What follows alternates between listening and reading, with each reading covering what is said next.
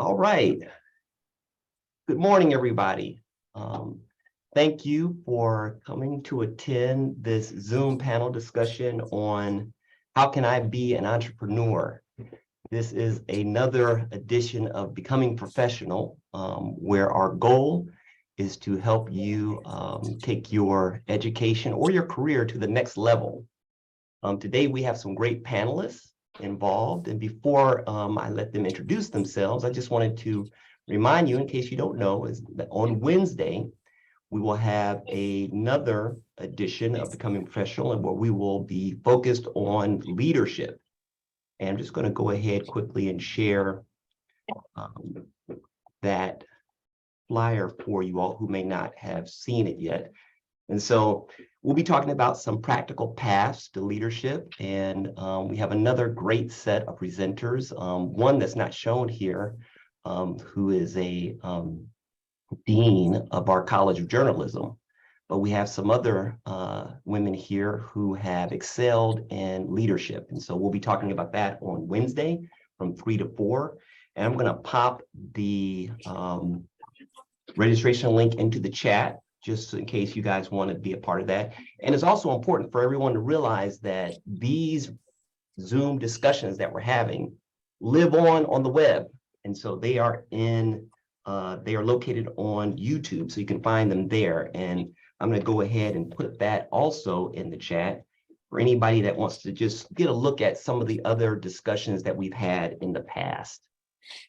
Okay, so without any further ado, I want to go ahead and let each of these great panelists introduce themselves and just start off by telling us who you are, where you're currently working, and maybe something about a business venture or something that you have created in the past.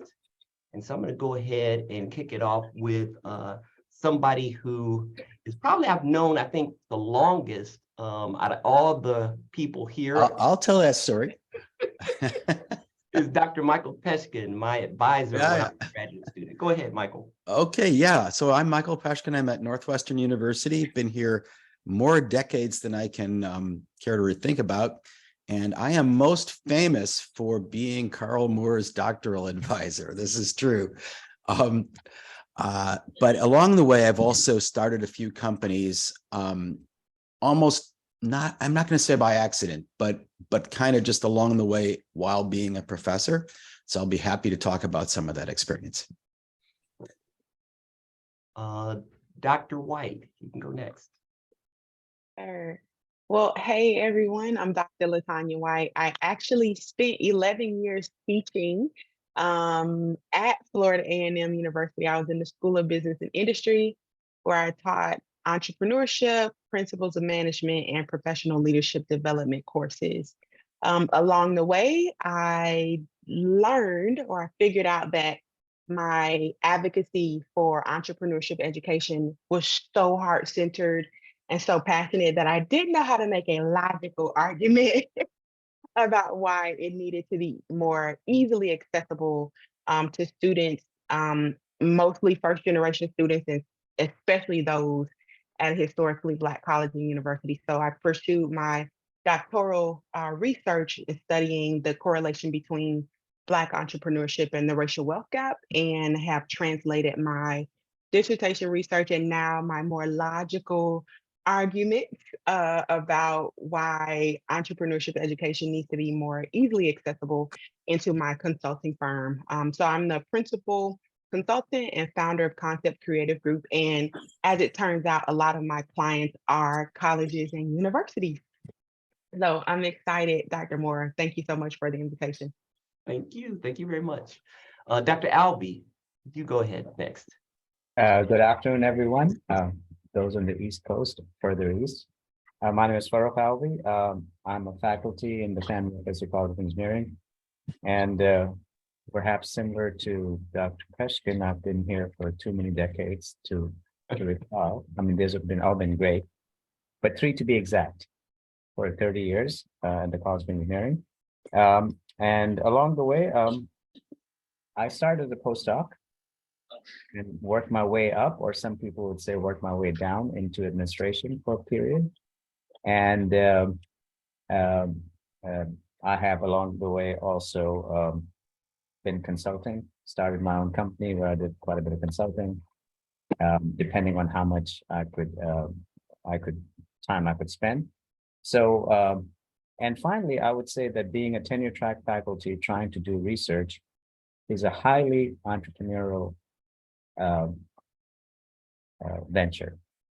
And I'll say more about it when it's my turn or if somebody's interested in learning more about it. So being in academia still allows you, even if you do not have a business, and I think all three of us have had, to be entrepreneurial, which makes this a great job.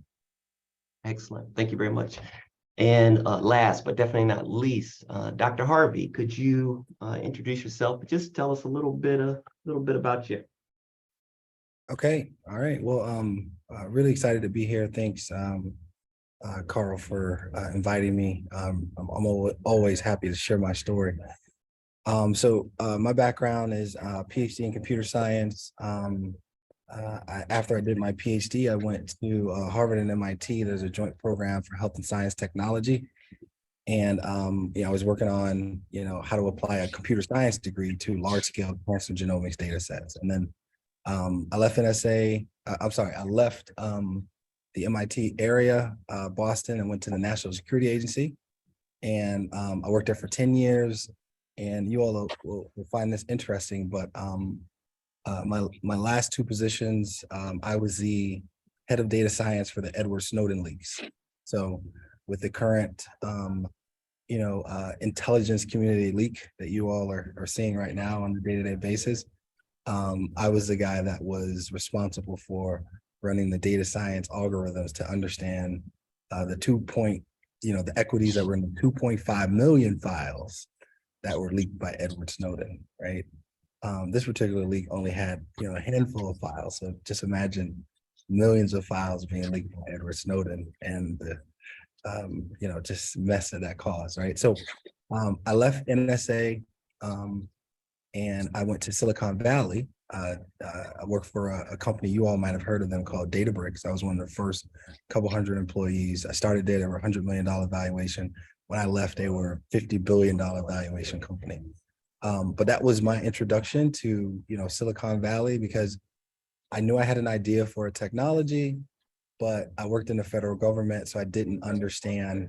I understand how to create product mission fit, but I didn't understand how to create product market fit, right? So my introduction to Databricks was, how do you take an idea, commercialize it, and go to market with it in industry? So worked there for 2 years, and then I started my own company, AI Squared, where I'm currently the founder and CEO. We'll probably talk about this later, but we did close to a $10 million round, 50 million plus dollar valuation, and we're going to be raising our Series A soon as well. But on the academic side, I'm a assistant professor over at Bowie State University, but I also have research faculty appointments at George Washington and Johns Hopkins. Thank you. All right. Thank you very much. Thanks, everyone. And I want everybody to know that if you have a question, you can put up the little hand. You can put it in the chat. I'll be trying to watch that just in case. And then we can interleave those. We don't have to wait till the very end for you guys to ask questions. The first question I want to throw out to the panel is, what excites you most about entrepreneurship? Being a business owner, or even a particular product that you brought to market. And really, either one of you all can jump in on that. I'll take a stab at it. So interesting, Dr. Harvey, you talked about product market fit, and the difference between product mission fit. I think I finally got to the place where the market, the mission, and the product or the solutions intersect in a way that I find fulfilling. So, Dr. Moore, to your question, I think one of the things that excites me most is not just the financial freedom, the time freedom, right? And also having the time to create impact. In my time in the classroom and teaching over 11 years, I think there are maybe, I did the math one day, it was somewhere around 6,000 students that I had crossed paths with over the course of those 11 years. And while we know as educators that you're planting a seed, the entrepreneur in me was like, I'm just not seeing the fruits of my labor bear fast enough. So I would have students that would reach out, you know, in their graduate school years or after they've been in their professional careers for 1 or 2 years, and they come back and like, oh, Professor White, I never told you how, impactful your class was. I'm like, I needed that 6 years ago when I was on the edge and I was feeling burnout. Now as an entrepreneur, but still working in the academic space. And I think that's really where I say that intersection, because I have a lot of control over how that looks and how it shows up and who I get to work with. I still get to have that kind of impact, that transformational impact, by transferring knowledge and sharing lived experiences with students and with faculty and administrators and staff that are connected to the learning process, but in this way that is not tied to academic learning outcomes, right? So students are self-identifying as being interested in this content and interested in this material. And then I still get the time freedom to do that. So Dr. Harvey, I'm actually right now in Greenbelt. So I'm maybe like 12 minutes from you on Bowie State's campus. But I travel a lot between Tallahassee and the DMV area. And so that is also one of those benefits. Excellent. Go ahead. Anyone else? I mean, because this is an interesting panel. Each one of you is or was faculty. And so something drove you to say, you know what, I'm enjoying faculty, I'm enjoying teaching, but I want to develop this into a product. I want to take my research and go a little bit further. Can someone talk about kind of that impetus or that drive that got you moving in that direction? Farouk, did you want to speak here? Go ahead. No, please go ahead. All right. Yeah, a couple times what's happened is, I'm in the, I didn't introduce and say I'm in the field of mechanical engineering and robotics in particular. So that's stuff that is relevant to and gets exciting in the outside world, outside of academia as well as inside.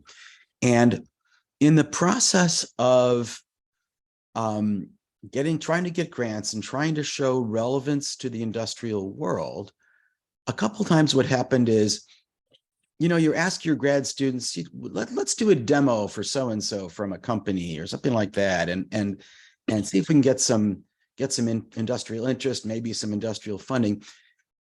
It got to be sometimes where you feel like, is this really the grad student's job? Like a little of that is fine, and a lot of that is too much.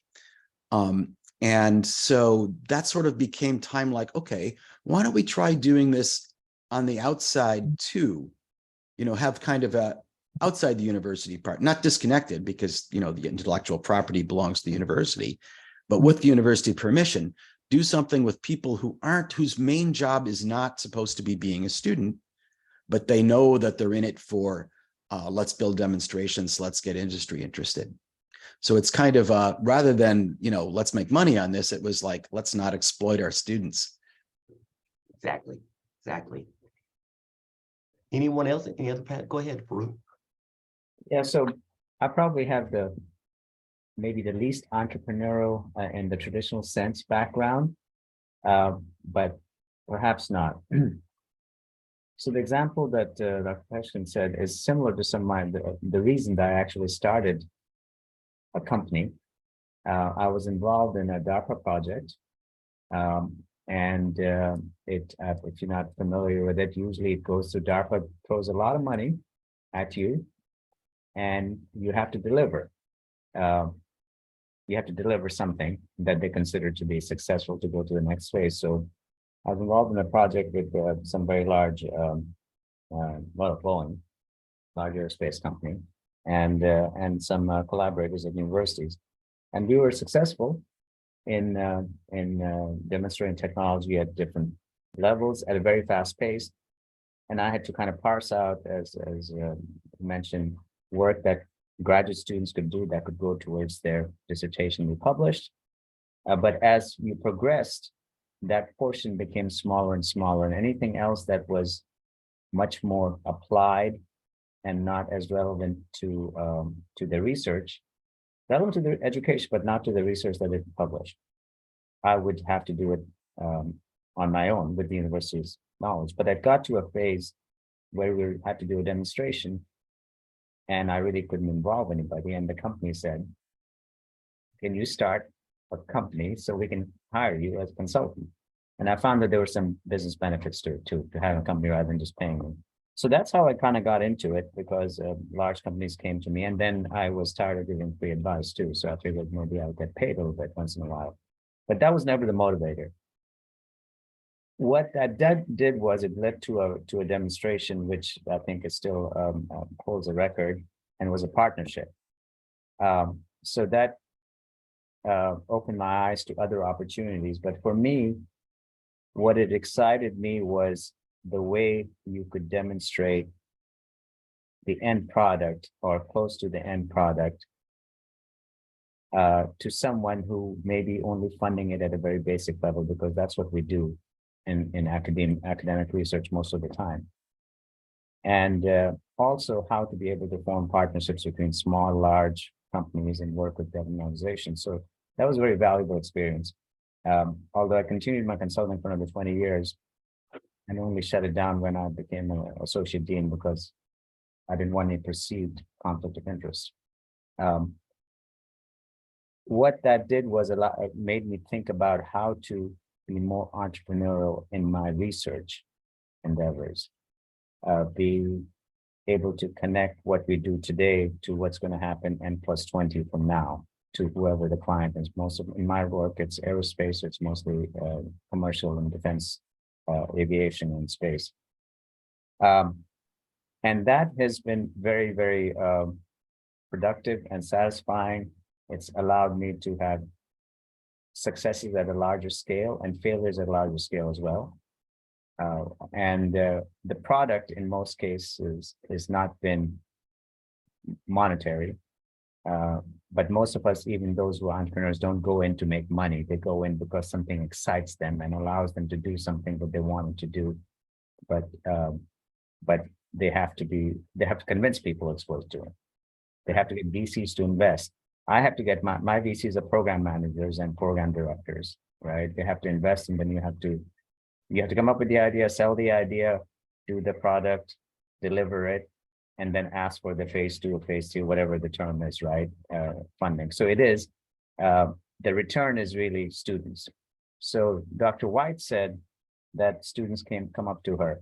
To me, that's the best product of my entrepreneurial effort. Is 10, 15 years, in my case, 25 years down the road, somebody would come back. One of my former students is a NASA, she's, I think, deputy director for Artemis. And I taught her 1994. And she remembered me, mostly fondly. So that was nice.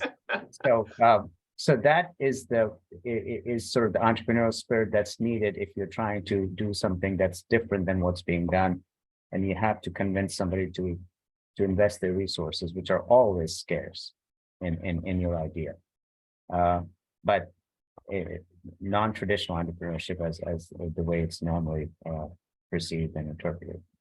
Yeah, that's excellent. You know, I hear you, Dr. Albee. Going to a conference and seeing students that are now out there working and recruiting themselves is just an awesome experience. And I was interested in when you talked about what truly interests you, right? And it wasn't necessarily the monetary possibilities that drove you, but it was that interest in it. And I don't want to let the panel go away without hearing a little bit more from each person about what are some of those products that you guys, because you guys have developed some stuff, maybe even patented some stuff. And I would love to hear what some of those things have been. How about we start with you, Dr. Harvey? Yes. So really good question.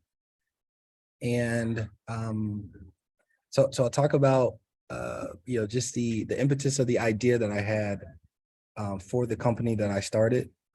So I was working at the National Security Agency, and I had just got promoted to the chief data scientist of the operations director.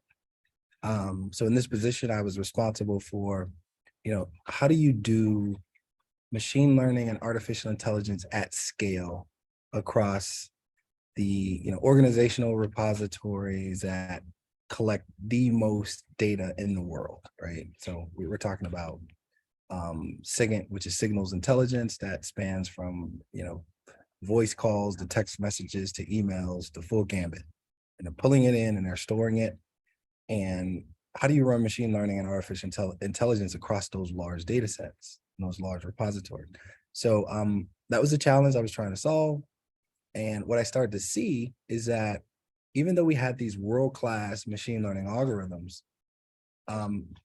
90% of those capabilities never made it into a mission production application, right? So you have data scientists that are building world-class models in an experimental environment, but they were never actually making them come to life inside of a end user application. So I was like, how can I fix this? How can I speed up the time to market, or kind of increase the speed, right, of how quickly we can get in those machine learning capabilities in these applications that are supporting the military warfighter and the intelligence community analysts. So seeing that problem, the challenge, right, and you talked about like what excites me about being an entrepreneur, is really that speed to innovation. So when you're in the federal government, you can't really innovate as quickly as you would like to because of all the internal processes and bureaucracy.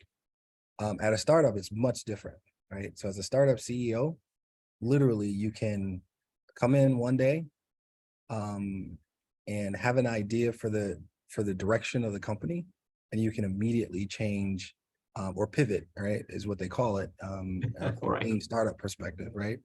And you could totally push the company in a 180-degree turn in one call or one conversation with your company, right?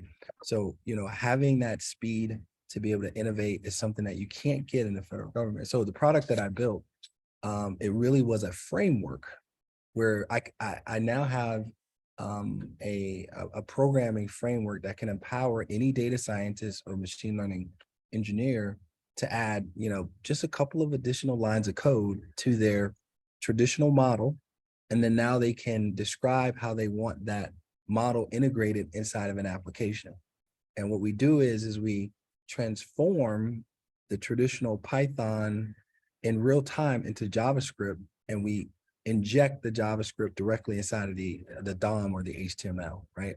So essentially, we're taking these models that are algorithms, and we're translating them so that they can turn into these visual products inside of these applications in minutes. So that's the product, and that's our main product. Awesome. Dr. Peshkin. Yeah, I was just thinking about the difference between hardware startups and software startups. Okay. And I think that may be a big thing. My first startup was what eventually became Mako Surgical Corporation, which is an image-guided surgery. And that is a hardware, of course, yeah, everything involves software, but had to involve hardware as well. We did not have that luxury of pivot quickly at all. And the other consequence of that was, there's generations of repetitions of venture capital investment as you find out what you didn't work so well or needs scaling up, or and every time you say pivot, I see a round of investment, right? So the consequence of that is, one, it takes a very long time to have any impact. That company was sold like 20 years after it was founded. It was sold for a lot of money, like over $1 billion. And by then, so I must be very wealthy, right? By then, my fraction of ownership was really, really, really small, right? It is, we always hear, mostly nowadays, we hear about the success stories in software ventures, even there, I sort of suspect, wow, we're hearing about the ones that do really well, and nobody's writing books about the ones who didn't. They're not in the news. But especially in hardware, it's even more difficult. This is not a quick route, not necessarily a quick route to success and fame. Understood. What about a lot of companies, and really, Dr. Pesci, you kind of brought up this idea of not every venture succeeding. What I'd like to ask maybe is for you guys to comment on the importance of your technical expertise versus your business acumen. What can you all say about that? I see you nodding your head, Dr. White. Would you like to comment? Oh, sure. And I think I may have kind of set myself up for this Okay. when I opened up and said I didn't know how to make that logical argument. So really kind of adding a third dimension to Dr. Peshkin's the difference between the software and hardware. So I come to this, my positionality is as a social scientist, as a qualitative researcher, providing a service. So not a software, right, hard or soft, but a service that is built largely on my technical expertise at this intersection of curriculum design, racial equity, and intergenerational wealth transfer. So I see entrepreneurship as a pathway to accelerating wealth. And it's not as much about building wealth, but transferring wealth that perpetuates the racial wealth gap in America. But again, I didn't know how to make the connections between my advocacy for entrepreneurship and this passion that I had to make sure that anybody that would listen to me talk about entrepreneurship as a pathway to just creating different economic outcomes. So there is a lot of talk and excitement around this concept of generational wealth, which focuses on the transfer of financial assets. But again, as a social scientist, I knew there was something that was missing, didn't know how to find it or how to make the argument for it until I began my doctoral studies. And so that's where I really began to unpack the strategies that these dynastic families. So by academic definition, a family reaches dynastic status in the entrepreneurial realm. So not your political dynasties like the Kennedys or anything like that. But an entrepreneurial dynasty, the family reaches that status once the third generation has controlled the business or controlled the wealth. So it's not that a grandchild has been born or that a grandchild is 18 or 25, but that grandchild has the business savvy and the business acumen to run the corporation and to control and make those strategic decisions. And there's no way that's being transferred just by inheriting money. So what I learned from the social science aspect was that there are these four qualitative forms of wealth that Rockefellers, the Waltons, the Mars families are really sharing with their children and their grandchildren at every possible instance. And so I had entered into my consulting firm with the business acumen, having taught entrepreneurship, but I still needed the technical expertise. Again, at this intersection of racial equity and entrepreneurship curriculum design to make the argument for why we need racially equitable approaches to teaching entrepreneurship and things of that nature. So for me, it was impossible. It would have been impossible for me to be here without having developed that expertise. Excellent. Anyone else? We're talking about the necessary component, business knowledge, because I think a lot of us, especially grad students, start off with technical expertise, right? But what about that business knowledge that is necessary to get things moving in the right direction? Yeah, so I'll jump in there for a second. So man, that's you really underestimate how important it is to have an understanding of just the core principles of sales and marketing, right? So So pre-sales, all the way through post-sales, but also product marketing, digital marketing, all those different aspects that you don't learn in a traditional, computer science or computer engineering or technology oriented degree program that are extremely important, right? So I'll give you one really good example. So when you first start off as a startup CEO, as soon as you accept your funding, right? So we got funded like $10 million. As soon as you accept that funding, you're essentially guaranteeing your investors that you're gonna, in the next 12 months, you're gonna turn over $2 million of revenue. As soon as you sign sign on the dotted line for the contract, right? $2 million. If you don't hit $2 million in the first 12 to 18 months, you may not have an opportunity to go from seed to Series A, right? So as a technology founder, you are immediately scrambling, trying to figure out how do I turn this idea that I have for a technology, which, by the time you raise seed funding, you should at least have a working solution, right? Something that could be deployable inside of an enterprise organization, right?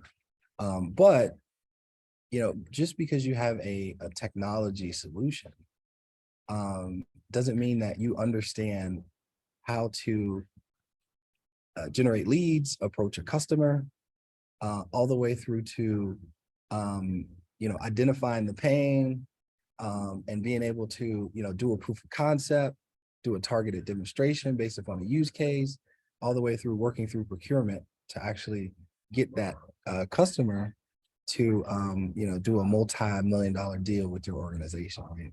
So all of those things are extremely important. So for me, I knew thankfully that was going to happen when I started my company.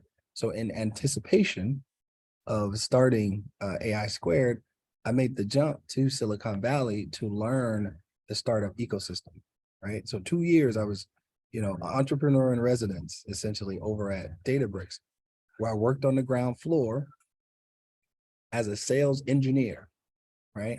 So that I could completely and immediately understand from pre-sales to post-sales. How do you go into an organization with laser precision, identify the personas that you need to sell to, all the way through to the champions, all the way through to the economic buyers, and being able to, with laser precision at every single moment, get them to buy into what you're selling. And without that experience, we would not have hit the revenue numbers that it would take for us to get to Series A. So you don't know that going in, but once you get to the point in the company where you've got this technology, but what you find out is that companies are willing to do multi-million-dollar deals based upon the value that your technology can provide, as long as you can show it through a proof of concept or a proof of value, right? So you don't need a fully baked technology solution. And we as technologists, we immediately think, oh, the technology's got to be complete. It's got to be 100% working. Everything's got to be perfect. But in all actuality, it's not about the technology. When you're proving to the organization that there's some value that you can in turn deliver as the product of, as the byproduct of this technology you're bringing into the organization. So point is, it's not about the technology. It's about understanding how to market the value that your technology will bring to that customer, and understanding that full pre-sales process. And you have to do, that is one of the most important things, is understanding how to sell to that customer. And once you do that, you're good. But those are the things they don't teach you from a technology perspective going into a entrepreneurial style position that you have to learn. So me, I went to Databricks, so I would, say definitely do something, whether it's a mini MBA or whatever it is, lean startup, I-Core program, whatever it is, to make sure you understand those core sales and marketing principles. Because before, your first 5 deals, your technology may not even get deployed in the first year in that company. And our first deal we did with Vanguard, the Vanguard group, are closing, it was like a $2 million deal. Technology, we did a proof of concept, but the technology had never been fully deployed in the organization. He did a $2 million deal just based on how you sold the value, executed on the proof of concept, and that's all you need. So I'll stop there, but it is super important. Great. Sounds like almost a paradigm shift in a lot of our thinking. Dr. Peshka, do you have something you want to add to that? I was going to say, Dr. Harvey, thank you for that story of needing some business knowledge and training, but you also mentioned something along the way that I just wanted to like highlight too, which is the process of telling your investors what you're going to do and on what time scale with what financial success. And the dynamic of that, I've been through that a number of times with venture capital, and I love venture capital, it's all great, but you wind up, they say like, well, why should we value your company at $4 million right now so that we give you so much money for some fraction of the ownership? And you go like, this is our trajectory for the future. It's going to be like rocket ship, right? And they say, okay, great. We believe you that you're going to have $10 million in revenue by next year. And so we're going to value you like that. But if you don't, then we have to reconsider the valuation. And when you come then inevitably 1 year later, because you've exaggerated what you actually could do, being overly optimistic, you go back to them and they go like, well, you didn't really make those. And yeah, we'll give you more money, but it's going to be at a whole different valuation. And that is how, after 20 years of cycles like that, you wind up owning this teeny little bit of that company that you started. So warning there. Good warning. Good warning. Warning well taken. Dr. Albee, I wonder if in terms of consulting, is the situation very similar? I mean, business knowledge being very important. Probably not at the level of detail than perhaps having your skin or maybe neck on the line that some of the others do. In my case, being a full-time faculty, I always had, I guess, some backup that gave me a little bit more,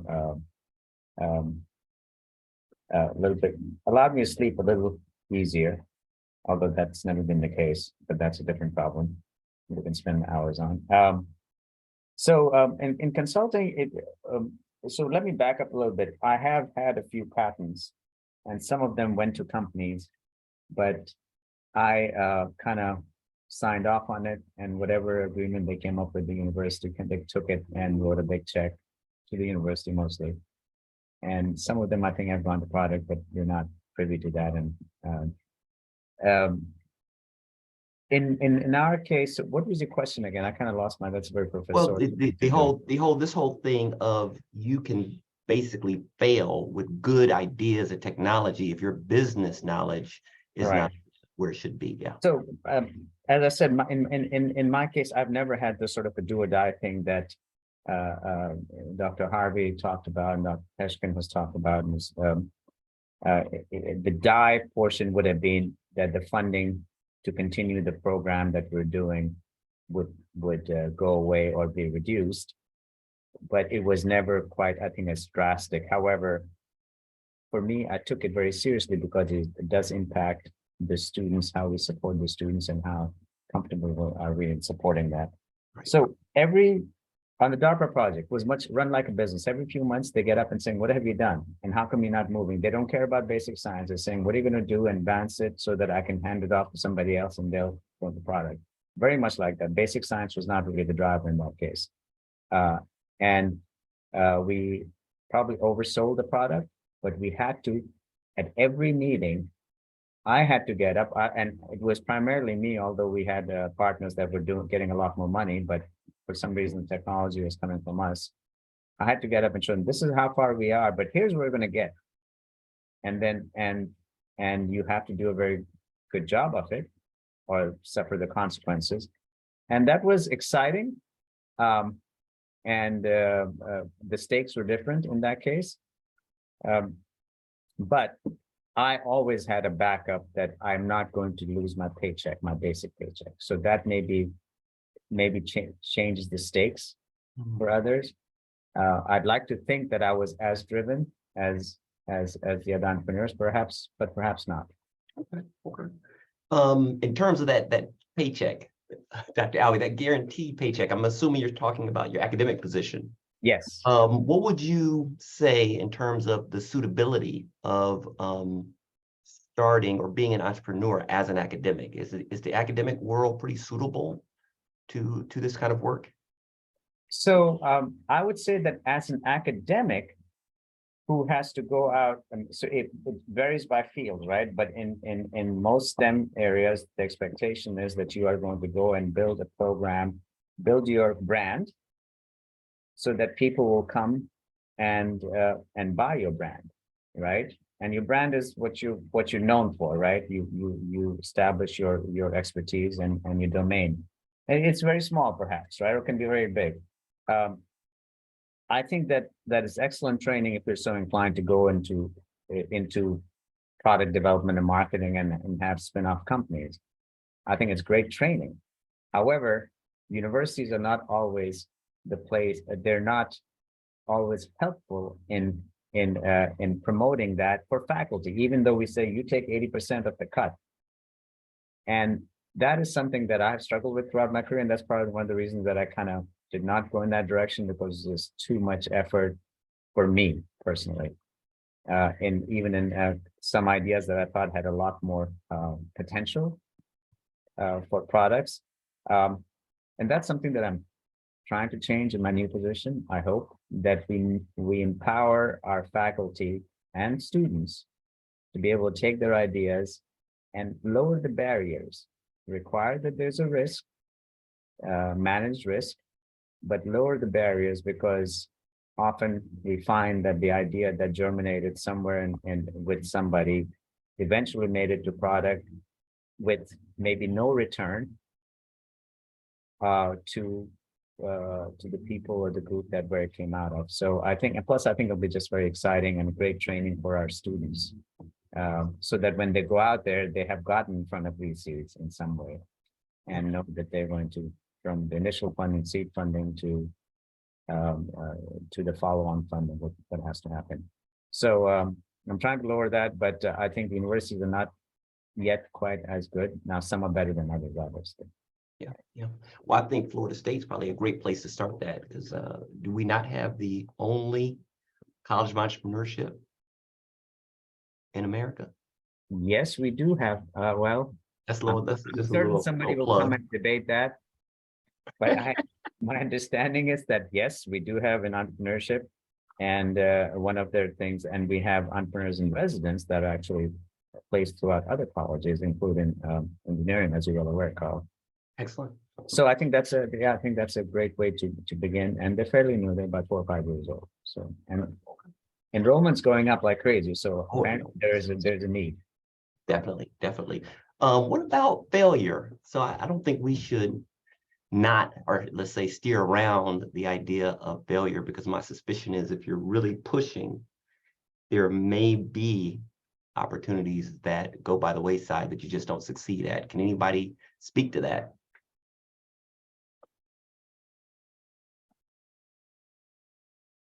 I'm happy to jump in. Oh, go ahead, Dr. Harvey. No, you can go ahead. I'll follow up after you. Yeah, go ahead. Well, so again, I have this privilege of coming to this work as an entrepreneur through my own intellectual property from a service perspective. So failure for me is often about how I mismanage my time. So I don't have to, like, the pivots that I make, they aren't felt the way Michael may have felt his with the hardware, and certainly not in the same case as Dr. Harvey with the coding and everything like that. But a part of something that I have to be very, very intentional and disciplined about. And I've gotten to this place because I failed so many times, just taking on too much. I think so I have an 8-year-old, and she's enrolled in virtual school. So she travels with me, and she attends a lot of the conferences. that I go to. And so sometimes it's like 9 at night. And she's like, "Mommy, are you still on the computer?" And I'm like, "Yeah, because for one, I love what I do, and two, I just have overcommitted, right? But the integrity that I have, well, there are 24 hours in a day. If that means I only get to sleep for 2 or 3 of those hours, then that's a hard lesson that I've learned. So, but I will say along this journey, so I had this consulting practice since I began teaching. Actually started it back in 2010, but because my teaching load got higher, kind of to Dr. Alvey's point, my teaching load got higher, I wasn't able to work on the business as much. And so that felt like an internal failure. It wasn't so much something that anybody could see outwardly, because there was an idea that or a goal that I had for myself. So my failures have been much more internal, where these are things that I would talk through with like my mastermind. This was the goal. I didn't meet the goal, as opposed to I oversold the VC or the investor. So certainly a different type of failure, but there has had it's required therapy for me, and I'm happy to say that I love my therapist because there are times when I know that it's been too long since I've connected with my therapist to talk through some of the things that I've experienced. Entrepreneurship, in some of the circles that I'm in, it can be one of the loneliest things that you'll do. So if you don't have that community, if you don't have that outlet where you can process your failures, it can be somewhat detrimental. There is a lot of emerging research around the mental health of entrepreneurs, because of how isolating it can be. So it's very important that we talk about these failures, and also how do we recover from them, and how do we fail forward moving for the next iteration. Wow, I really like that failing forward. Dr. Harvey, you wanted to jump in afterwards? Yeah, 100%. Can you all hear me? Oh yeah, we can hear you great. Okay, perfect. So, yeah, wow. I mean,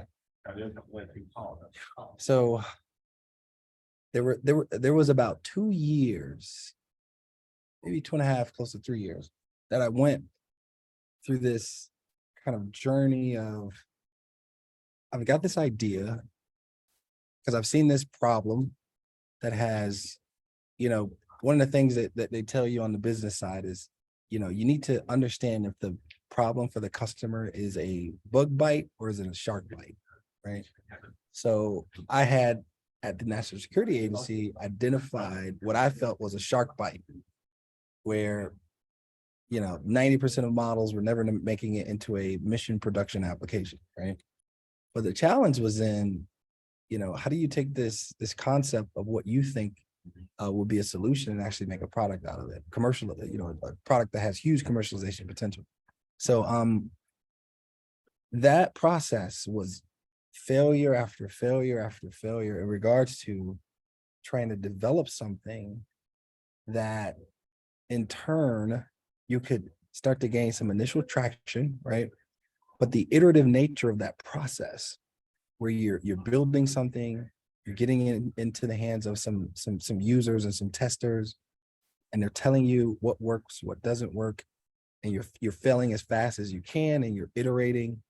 And I would say between new developers, because I'm a programmer, but when you're talking about a product that needs to be deployed across Fortune 100, Fortune 500 companies, you can't build that yourself, right?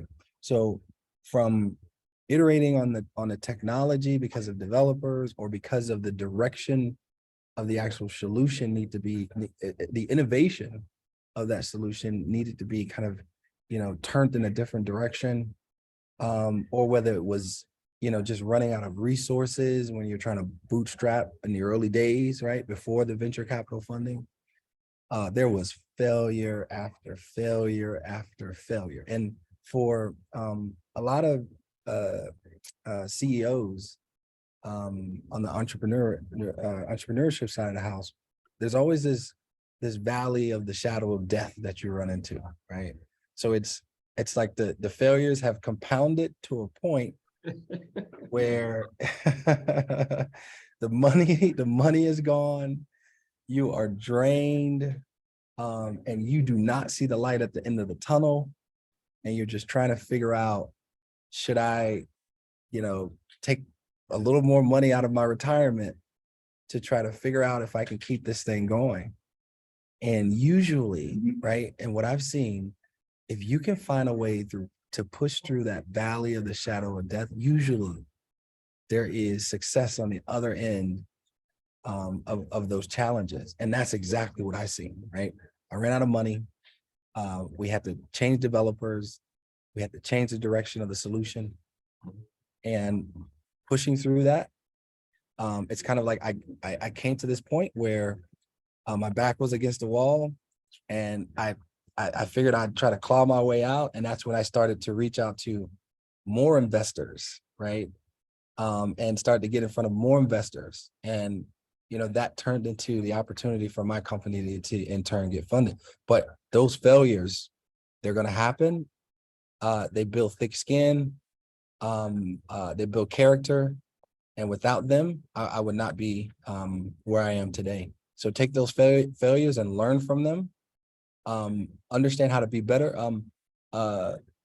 Steve Jobs always talks about how Apple builds the best products. And he said when he was younger, he went to this place where they polished rocks, right?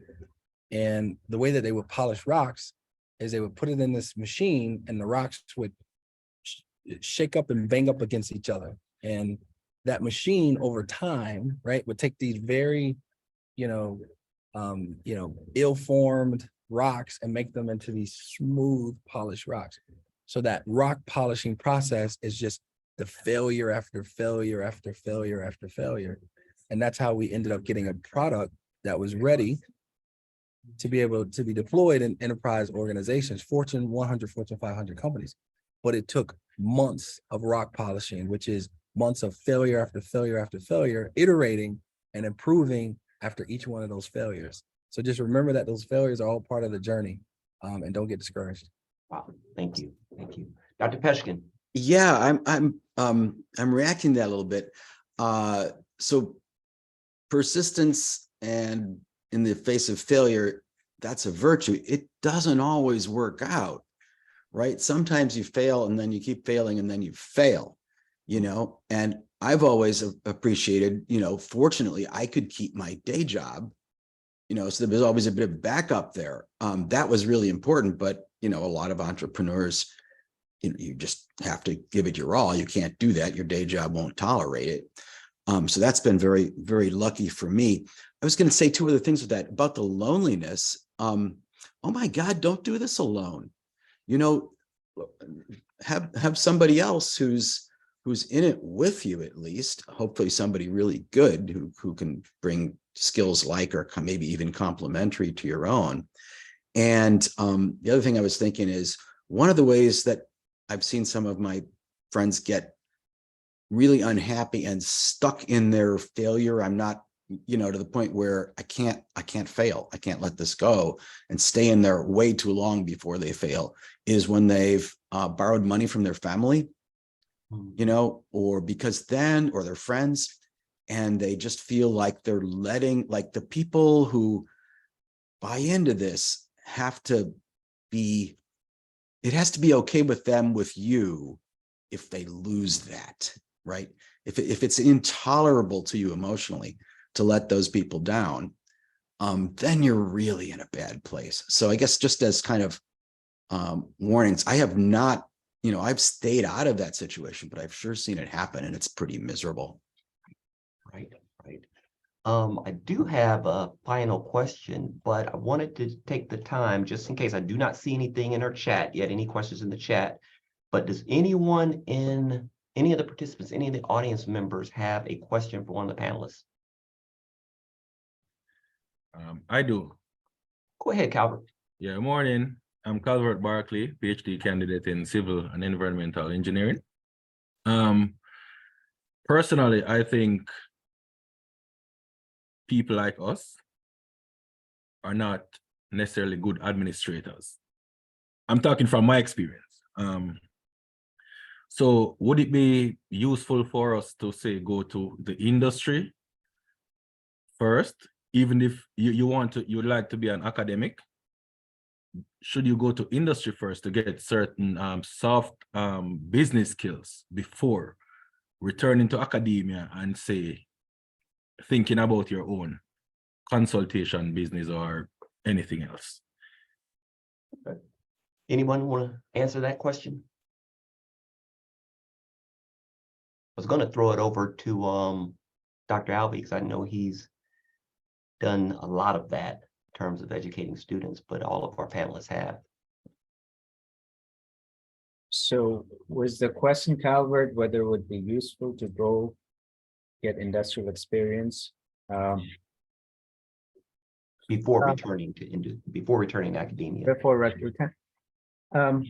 I think in general, in my view, probably because engineering or in STEM, most of STEM education at least does not provide that very much.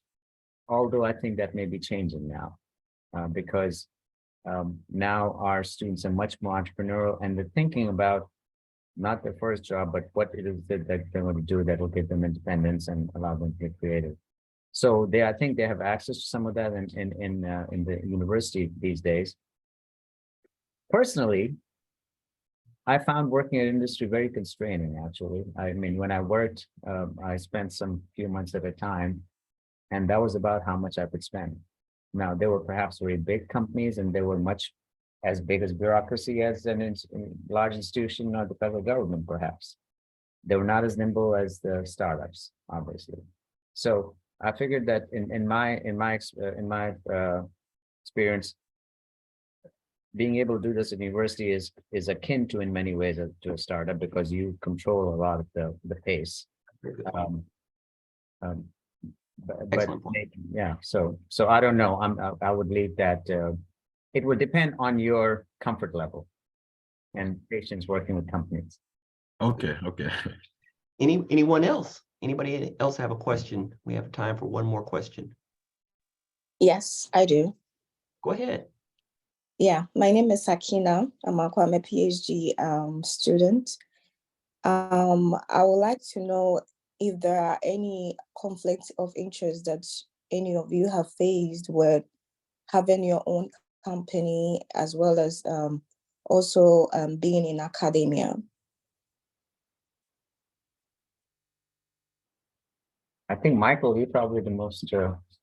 Yeah, not my university seems to handle this very well, and I've heard that not all of them do. So they encourage entrepreneurship. There's a very clear understanding that anything that I invent belongs to the university. They share. The university shares some of the royalties that they get for owning that patent. They're good about licensing it to startups. So I've been pretty happy with that.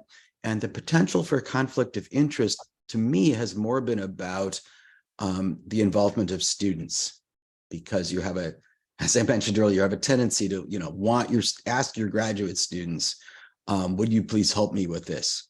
And if it's not advancing their academic career, then that can be a real conflict of interest.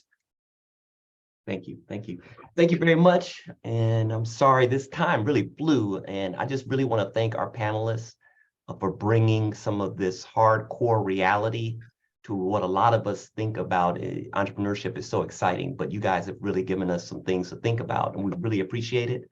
And thank you all for participating, all of our participants. Again, this will be available on YouTube for those of you who may have friends that wanted to be here but could not. So thanks again, everyone. And we'll see you, Carl. next time. Thank you. Thank you for organizing it. Thank you. Thank you. Have a great day. Thanks, Bye-bye. Michael. Bye, everyone.